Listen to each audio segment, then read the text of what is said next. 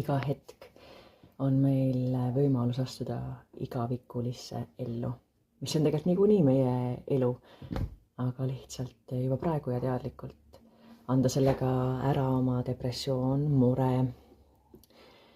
mis tuleb kõik sellest, et meil on illusioon üksindusest, et me oleme üksinda siin maailmas, kuid tegelikult ei ole. Jumal on alati meiega, Jumal armastab meid ja ta lõi meid oma näo järgi täiuslikuna, geniaalsena. Ja kui sa võtad vastu teadmise Jumalast, uurid Jumala sõna läbi piibli ja saad aru Jeesus Kristuse tähenduses, sinu elu muutub täiesti.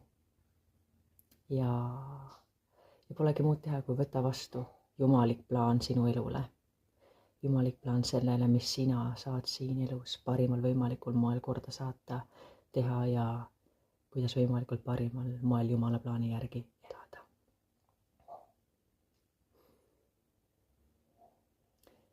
Ja see kõik on ühe sõnaga kokku võttes